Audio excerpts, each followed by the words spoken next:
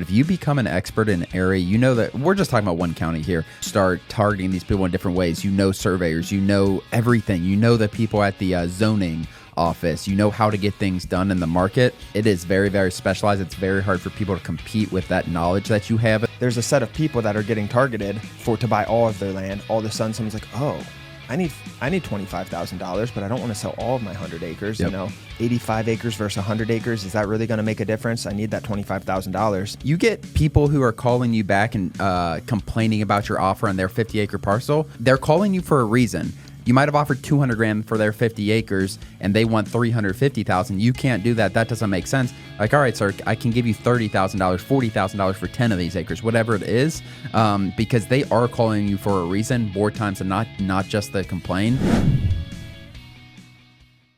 Hey everyone, welcome back to the Real Estate Investing Podcast. Today's topic, we're talking about making six figures in one county. I'm your host, Dan Apke, joined again by my brother and business partner, Ron Apke. Ron, welcome. Yeah, happy to be here. I think it's important. I think talking about this in general, because some people just go past mailers and stuff like that and don't work the leads, everything like that. All this is going to be talked about, obviously, in this episode, but really good topic. We've done it quite a few times, and sometimes it's just one deal. Sometimes it's 4 or 5 deals that add up to 100,000, 100 to 200,000, whatever it is. Yeah, and one thing I want to get into in this topic is going into how, a lot of people think you need to spread out across the United States or so many different areas, but with more advanced marketing solutions and, multiple touch points and things that you can get into with just your marketing efforts, there's more opportunity in one county than people realize, I think. Yeah, for sure. And I think we've been talking pretty extensively the last 6 months or so from multiple touch point marketing, everything like that, which makes just your marketing efforts, your marketing money way more efficient, and it's going to make each county, you're going to get more out of each county, each campaign, you're going to get more, opposed to what we did maybe 2-3 years ago where it's send a mailer, wait, and whatever happens. It's now we're kind of forcing the issue a little more. If you were to have to pick one market in the United States, would it be near where you're at, where you're located? Well, I'm in Cincinnati, Ohio, so that would be putting me in northern Kentucky, which there's just not much there. I love the land there. There's just not many areas. There are some areas like a little east of us, which I like a lot, but probably not. If you could pick two, though, you could get Brown and Claremont and do plenty. Yeah, Brown, Claremont, Adams, probably. Yeah, which is more than one county, which is the title of this is one county. But I mean, Claremont's very that's the urban, tiny though. Little region. Yeah, these counties are small too. Yeah, like you drive from one to the other in an hour. Yeah. You have 3,000-4,000 leads, probably something like that. And I do like the market. There's more than that with you start talking about survey hacking, and then you'll double that. Yeah, because a lot of land out there is a house on 10 farm. acres, stuff like that. Yeah, and that's where I think you can just stay in a market, attack things in different ways. Like your first campaign could be mail, followed up by text messaging, followed up by mail to people with houses where you're trying to survey hack. So there's so many different options you can do that, but I do love the land by us for sure. It's about an hour away or so. And then you have Brown County's a little bit rolling, and then I think Claremont's more flat. Adams is flat, yeah. Adams is very flat. Yeah. And starts to get really ag land. Yeah. But these are counties, guys, just east of Cincinnati. And you don't have to do it in your backyard. Like I wouldn't, like I said, I don't know if I had to choose one county and make 6 figures from it, maybe I would choose somewhere close because you can just do more when you're close to it. You can dominate the market. 100%. So yeah, maybe if that was my thing, I can only work in Adams County for the next 6 months. How am I going to make $200,000-$300,000? Yeah, I probably would choose somewhere close. I mean, you would learn land in one market so well. Pricing, subdivides, the people. I mean, you start talking about opportunities for improvements too. You know exactly what you can pay. There are a ton of advantages to staying in a small market. Yeah. I don't think we talk about this enough because people, which is fine and it works really well, people going from county to county to county. But if you become an expert in an area, that we're just talking about one county here, but if you choose a cluster of counties, a market, and you start targeting these people in different ways, surveyors, everything, the people at the zoning office, how to get things done in the market. It is very, very specialized. It's very hard for people to compete with that knowledge that you have in the market. And you can do a ton of things long term. Well, you go and shake their hand too, and you close deals in person. And that's, I think, overlooked also. I mean, just in business in general, it's not overlooked in business, but in the real estate game, and especially in land, everything's remote. But if you can all of a sudden start meeting your surveyors out there, the realtors out there, the seller out there, and you're shaking hands, your percentage of acquisition is going to go up. You're going to get more referrals. They're going to say, "Oh, Bill was a great guy. I'd sell land to him. You know, if I had more land available." You're going to get more referrals, and everything trickles down. And from a marketing perspective, it compounds over time.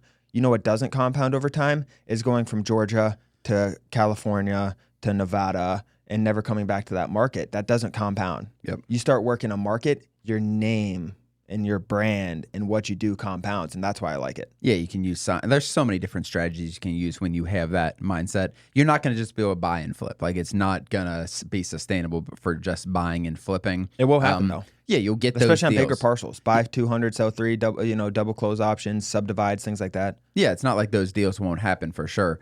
But as far as you trying to stay in a market for 12 months, 6 months, whatever it is, longer than that, even like doing some improvements on the land, doing survey hacking, being creative is going to be optimal. That'd be fun. It would be interesting. It would I'd be a love to good do little that challenge. experiment. Yeah, in a spot because then you get to go there. It makes everything so much more enjoyable from my perspective, right? Like if you're going and you're actually having projects going on and all this other thing in the background and you're shaking people's hands and getting deals done, I just feel like that's better than remote. Yeah.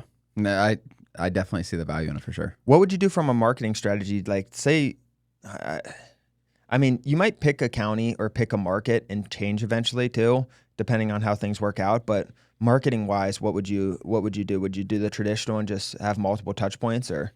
To start, I would. I think that would be my first attack, is offering 40%, 45%. I would probably do it in tiers like how I'm doing my marketing. So offer 40, 45% to start, send a follow-up text a few weeks later, and then I would get into more sniper things where maybe I'm targeting subdivides, maybe I'm targeting survey hacks, and just keep on growing from there. I think you need to change each target, each mailer, each campaign, I think needs to have its own purpose, and that's how you can get the most out of an area. Yeah, and survey hacking is, for those who don't know, we created this, I think last year. It is a type of land investing strategy. It's where you take a parcel that's bigger, let's say 50 acres, 20 acres, 100 acres, whatever it is, and you buy part of the land instead of all of it. So you survey it off and buy it from the owner. And the logic behind that is landowners more willing to sell part of their asset than all of their asset, right? And if they need money, if they have a house on it, you can do it if they have a house on it, and you survey off part of their land. So you can do it. So it opens up a market. Not only does it make the land investing market bigger, it also, your chances of acquiring goes up, and a lot of things kind of trickle with that. But it doesn't need to have a house on it. It can also be vacant land, 100 acres. I want to buy 15 of your 100 acres. And you negotiate with them, survey it off, buy it, flip it, do whatever you need to do. But it can have a house on it, which opens up the market. It opens up the market a lot. Both of these strategies open up the market a lot because there's a set of people that are getting targeted to buy all of their land. All of a sudden, someone's like, "Oh, I need $25,000, but I don't want to sell all of my 100 acres." Yep. You know, I've had this for 20 years and I love sitting on it. And, 85 acres versus 100 acres, is that really going to make a difference? I need that $25,000. And then it works in their favor too because they're selling 15 acres, so they're going to get more price per acre as well. So you're like surveying it off for them. I don't think we could talk about survey hacking enough because I think there's so much potential in it, and it's just so open-ended from the seller's perspective. Like, you're not telling them I want to buy 10 acres of this 50-acre parcel. Like, what do you want? Like, that's what you're like. You literally just ask the seller, like, what do you want to keep? Yeah. Like, do you want to keep 3 acres? Do you want to keep 5 acres? I'll buy what. We need a price that makes sense for both of us. I'm gonna pay for the survey. But like, it's so open-ended from their end. That's why it's so scalable for people who find out the strategy. And that's why we're talking about if you're staying in one market, one county, you got to get a little creative because there's only so many landowners out there that are between X to X, 2 to 100 acres. So you're going to run out of leads. But you start opening up the door when you introduce subdividing, and now you can pay 90%. And you start introducing survey hacking, and now your lead list doubles because of houses with over 50 acres on them, or whatever that is. You got to get survey hacking is it's coming up. It's new. That's why people don't talk about it enough yet. But it's extremely valuable. And how many people have we seen with barely pushing it, saying, "Oh, I had my successful survey hack"? It's been a ton. I can think of one person who's like, I believe, who's targeting them very specifically. I don't know how many other people are, It's not a common thing right now. It will grow because when things are profitable, it's going to grow. And the steps are essentially send mail or send marketing campaign, contact these people, offer, say, a survey off some, make sure you get earnest money down. You can get it you do get it surveyed before you buy the parcel. So I mean, that's where the opportunity is, making sure you get solidified with earnest money, everything like that. So it's a solid contract, but it is going to grow because there's too much money in it. It makes too much sense from our perspective as buyers and the seller's perspective. Yeah. It's really hard. And like, if you asked me, if someone sent me a mailer and like on our 40 acres and I'll pay $50,000 for 5 of that acres, I'll pay for the survey, I'll do all this on 40 acres. Like, I mean, I'm not saying we would say yes, but if you're in a certain position, 100%. Your chances go up. Yeah. Rather than them saying 40 acres, here's, I want to buy all of it. Yeah. Then I'd say no right off Selling the bat. a full asset, like when people go and sell stocks, like a lot of times they're not selling all 1,000 shares of their stock. When you sell a house, you're not selling one bedroom. Yeah, exactly. That's a weird perspective. Well, I'm saying, but if you could, like, it's it's branching off part of your asset. Yeah. So when you're selling a house and you have that house on land and that person runs into financial stake, they're going to lose their house. They're going to use the land with their house because it's bundled together. If they can sell part of it, which we're creating that solution for them, if they didn't have land and they could sell part of their house, I'm sure they would. But this is, when they have land, it's such a good way for them to liquidate and pay off that debt, that mortgage, that lien, whatever it is. It's really powerful. Like, it is. I wasn't expecting this episode to go this direction. Obviously, when you're talking about one market, you need to do different strategies. But if you're not trying to stay in doubles your leads or triples your leads. Yeah, and that's why I love it. There's so much potential in this. There's so much. We don't know the exact way of what's going to work for sending what type of mailers. Send a postcard. You just need to get sellers on the phone. Send a postcard with your face on it saying, we'll buy part of your asset, we'll buy part of your land, and kind of explain it, maybe a QR code or something. I think it's a mindset as far as like being creative to make deals happen. And that's what, if you're gonna make 6 figures in a county, in a market, like, you need to be creative. And like, we're talking about survey hacking, like targeting this stuff. You get people who are calling you back and complaining about your offer on their 50-acre parcel. You can offer this to them as well. Yeah. Like, they're calling you for a reason. You might have offered $200,000 for their 50 acres and they want $350,000. You can't do that. That doesn't make sense. Like, all right, sir, I can give you $30,000, $40,000 for 10 of these acres, whatever it is, because they are calling you for a reason more times than not just to complain. So, I mean, this is not just a strategy when you're targeting the strategy. Yeah. You can get these deals all the time. Yeah, and it's like with the title of this is, making 6 figures off one market.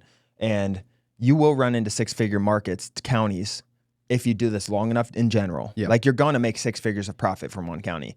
Whether it's from one deal where you're just profiting 6 figures from one deal, or a bigger 6-figure deal, or you have a subdivide play there, or you have 5 smaller deals, or you can be like Nick you in the program and send 1,300 and get how many PAs? He got like 15 purchase agreements from 1,300 and he closed on a lot of them. Don't know if he's going to, I'd assume he's probably going to get somewhere to close to 6 figures, if not higher. We funded some, and he sold one, and I think he's got 2 under contract to sell. And yeah, they're doing well for him. Yeah, and then, or like Neffy. Yeah, and just get all. So you'll run into these areas eventually and make 6 figures. But for this, we're like, the topic today was about, how do I guarantee that I'm going to make 6 figures from this? Because you can. Yeah. Like, it will happen. It's not send one mailer and done anymore. Yeah. It's send postcards, send text, cold call, build relationships, find survey hack. It's a bundle of marketing instead of a little boop, send it out and done. So what do you think, like, if you're trying to make $100,000 and you said like this episode is on guaranteeing that in a market, like, let's say you choose Adams and Brown County, which is near us, you have 7,000 leads, whatever it is. Like, how much are you going to need to spend on marketing in different ways, in your opinion, to get that? Like, if you're doing broad at first, like I kind of said, but like, what's the marketing expectations for something like this? You can do it with different budgets. I mean, you can cold call bigger properties. You can get a cold calling agency, texting and mail, no doubt. I'd spend more money on mail from having a more unique type of thing. So they, like, whether it's a postcard with my face and family and smiling and saying, hey, we're looking to buy part of your land, and survey hack, I'd get very creative with it. I would write down a marketing plan to hit people 4, 5, 6 different ways over the next 90 days. You will get leads. I put $10,000 aside. I'll make a lot more than 100,000. I'll get $100,000 of profit from one subdivide or more. It's really, I think 100,000, like if you put $10,000 into marketing, you're going to profit way over 100. You have your standard marketing, mail, blind offers. You have postcards. I do both, not at the same time. You have texting, and you have cold calling, right? And then what I'd also do is split it up. Okay, I have standard flip, right, where we're just trying to buy at half the value. And then I'd split it up and say, I have standard flip. And then you have subdivides. And then you have survey hacking. Am I missing anything? Those are the three I'd target. Yeah. So I'd have my standard flips would go up first because I can get $50,000, $60,000, $70,000 profit immediately from that. And it's the easiest. Mm-hmm. So blind offers, boom, send them out. That's a couple $1,000 right there. With follow-up text. With follow-up text, yes. But those are for standard flips, I'm saying. Got it. And then I'd keep these subdivides in the back of my head as well. But then I'd also have campaigns. Those are targeting for standard flips, right? I'm 40 to 50% of market value going out. That's what I want them at, just targeting wise. Things can come up outside of that, but that's what I'm going after. Subdivides, I'd have specific campaigns on just subdivide properties. I'd target on the land portal the amount of road frontage and kind of hand select them and really get things going from subdivides. And then you have survey hacking too, and then that opens it up. So I'm going to target houses. And I'd do that I'd split them up in campaigns like that. You can target subdivides and have standard flips come up too. You can target standard flips and have subdivides and survey hacking come up also. But that's my targeting. Like that's what I'm going to go after, and it's going to be more precise that way. So I'd split them up into those 3 campaigns, and over the next 90 days, trickle out those 4 different methods throughout those 3 campaigns and really organize it. That's what I love about where this business is going. Like there's so much marketing to it, creativeness to it. There's so many different people doing so many different things, and the people who are doing the best are trying different things out. And that's what this business is. It is a marketing and sales game. Yeah. Do you like how I split that out with standard flips, subdivides, and survey hacking for 3 different marketing? Yeah, I agree. I agree. Standard flips is going to get you your money back plus 3, 4, 5x, whatever it is. And then everything else is just going to that's where you make the big money. Like you want to make big money in an area, survey hacking. Survey hacking can turn into subdivides too. You can survey hack and then subdivide the parcel into 5 acre parcels, and then they kept their 10 acres with a house, whatever it is. But that's what I call falling outside the loop almost. Like it's going to happen. Yeah, but it's not a target for sure. That's why I like splitting up into different targeting groups, because I think it's going to be much more precise rather than sending out standard flips and getting subdivides, which can happen. But that's going to fall out the box and going to be, far and few between. It's going to happen based on volume. But if you have these real precise techniques, I think that's how you really get it going. I agree with what you said. Yeah, for sure. Use different marketing methods for sure. Touch different touch points, all that stuff. But yeah, I'll be interested from this episode, just in general, when people are trying new things. I want to hear more stories from students, because I know people are doing this stuff out there, but I think more people trying this stuff. I think our coaching students are doing a good job trying different things. Yeah. But I'll be interested to hear success stories from this. And just this gets you 12 different campaigns. Yeah. In terms of, this gets you, if you send them all out at once, this gets you 12 campaigns, because we had 4 marketing methods and 3 different targets. We had subdivides, we had survey hacking, and we had standard flips. And then we had cold calling, we had blind offers, we had postcards, and we had texting. And you work all those together, that gives you 12 campaigns. You will get a lot of leads back. You literally could just pull the data all in the county and then kind of split it up on Excel, because the Excel's got the road frontage. The Excel has all the data with house data, stuff like that. So you literally could just pull it all together and then that's what I would probably chop do. It up, chop That'd it up be on easier.